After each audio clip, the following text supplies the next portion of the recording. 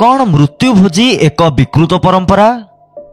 कौन मृत्यु भोजी बंद हेबा उचित? मृत्यु भोजी विषय हिंदू धर्मशास्त्र कौन कहे? एसबु प्रश्नर उत्तर जानिबा आजिर भिडियो रे। आजिर अध्याय आपणक धार्मिक भावना को आघात दे पारे, तेणु दर्शक निजर सहमति एवं विवेक सहित भिडियो देखा अनुरोध। भिडियो भल लगिले लाइक करिवे, शेयर करिवे, नुआ भिडियो देखिबा पई सब्सक्राइब करिवे। मृत्यु भोजी देवार कौनसी आवश्यकता नहीं, यह निश्चित भावरे एक विकृत परंपरा। गरुड़ पुराण तथाकथित हिंदू धर्मर एक मान्यता प्राप्त धर्मशास्त्र। अष्टादश पुराण मध्यरु गरुड़ पुराणर महत्व बेसी एवं एहार कुप्रभाव समाजर प्रत्येक परिवार उपरे पड़ुछि, कारण एथिरे मनीषर मृत्यु परे कथित आत्मार स्थिति और मोक्ष आदि को नहीं अनेक प्रकार भयंकर चर्चा होइछि। एही पुराण रे स्वर्गर सुख तथा शांतिपूर्ण जीवन अपेक्षा नरकर अति भयानक और जंत्रणायुक्त जीवनर वर्णना बेसी होइछि। जेउ भली भाषारे नरकर जमदूत मानक द्वारा दंड व्यवस्था उल्लेख अछि, सेगुड़िकु शुणी शुणी सरल विश्वासी और धर्मभीरु लोक माने भयभीत होई जाउछंती। ब्राह्मण माने आउ टिकिए अतिरंजित करी लोक मानकर मानसिक शोषण करुछंती।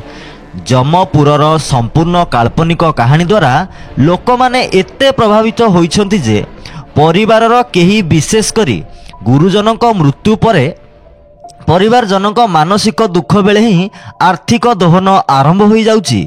द्वितीय दिनरु 12 दिन पर्यंत विभिन्न धार्मिक कर्मकांड करने को कहा जाउछि, यथा श्राद्ध कर्म सहित पिंडदान, ब्राह्मण भोजन, वस्त्रदान, भूदान, गोदान, स्वर्णदान आदि करने को पड़ी थाए।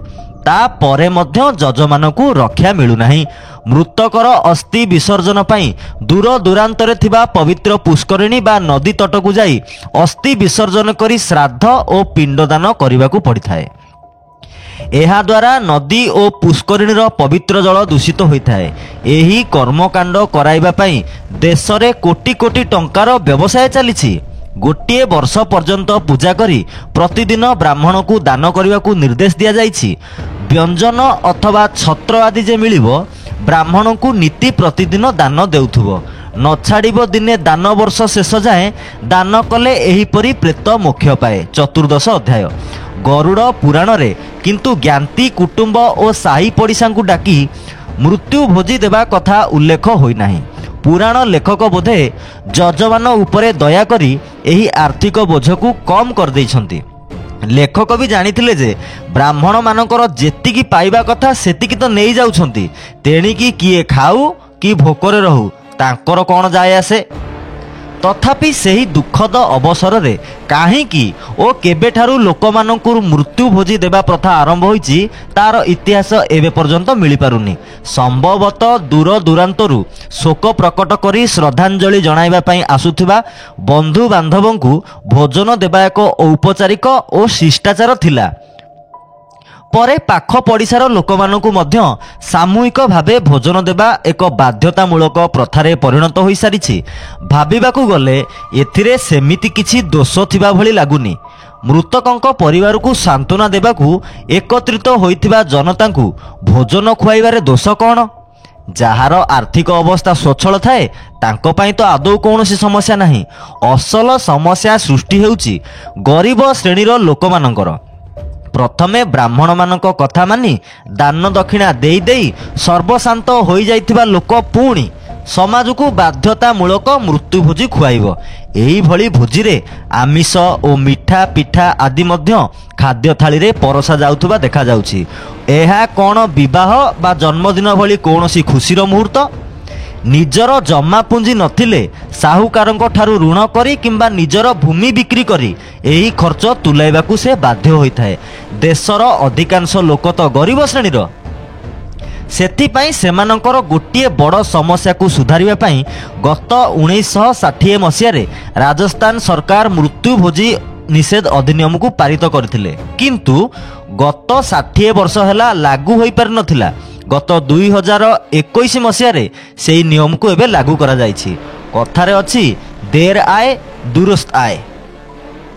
एही अधिनियम अनुसारे राजस्थान रो कौनसी ग्राम और सहर रे परिजनक मृत्यु पर कौनसी प्रकार धार्मिक कर्मकांड एवं मृत्यु भोजी देवा कार्यक्रम को निषेध कर दिया जाइछि। मृत्यु भोजी आयोजन करिबा एवं सेथिरे जोग देवा अपराध बोली घोषणा करा जाइछि। एहाकू आयोजन करिथबा व्यक्ति, एहाकू उत्साहित बा समर्थन करुथबा एवं सेथिरे जोग देइथबा व्यक्ति को 1 वर्षर जेल दंड किंबा 1000 टंका जोरिमाना किंबा उभय दंड मिलिया पई व्यवस्था करा जाइछि। तेबे जे कौनसी व्यक्ति, ग्राम सेवक किंबा सरपंच राज्यर प्रथम श्रेणीर मजिस्ट्रेट को पाखरे मृत्यु भोजी को स्थगित करिया पई आवेदन पत्र दाखल करि परिबे। पुलिस मध्य कोर्टरू स्थगित ऑर्डर नहीं आयोजन को बंद करी समस्त सामान को जबत करि परिबे। स्थगित आदेश को न मानी जदि केही एही कार्य को संपादन करिवे ताहेले आयोजकों को 1 वर्ष जेल किंबा 1000 टंका जोरिमाना किंबा उभय दंड दिया जाई परिबो। एही आयोजन पाई जदि कौनसी व्यक्ति काहाठारु उद्धार बा ऋण नैथिबे तेबे सेही टंका फेराइबा बाध्यतामूलक नुहे। उद्धार बा ऋण देइथिबा व्यक्ति फेरस्त पाइबा पाई दाबी करि परिबे नाही। दाबी कले तांकु मध्य 1 वर्ष जेल किंबा 1000 टंका जोरिमाना किंबा उभय दंड मिलिबो। राजस्थान सरकारंकर एही साधु उद्यम पाई प्रत्येक वर्गर बुद्धिजीवी और सचेतन व्यक्ति स्वागत करुछंती। प्रेत संस्कार और अतृप्त आत्मार मोक्ष प्राप्ति नाम मृत व्यक्ति को पिंडदान करिबा, ब्राह्मण को दान दक्षिणा देबा, बहुत लोक मानकु भोजी खुआइबा हेउची संपूर्ण अंधविश्वास। यह करिबा द्वारा मृत व्यक्तिर कौनसी फायदा हेउ नाही, बरं तांकर परिवार लोक माने आर्थिक और मानसिक भावे क्षतिग्रस्त होइथांती। आम देशर केंद्र सरकार मृत्यु भोजी निषेध कानून प्रणयन करिबा दरकार किंबा राजस्थान भली प्रत्येक राज्य रे मृत्यु भोजी निषेध अधिनियम पारित हेबा निहाती आवश्यक। एहा द्वारा देशर अनेक गरीब श्रेणीर लोक माने आर्थिक शोषणरू मुक्त हेबे।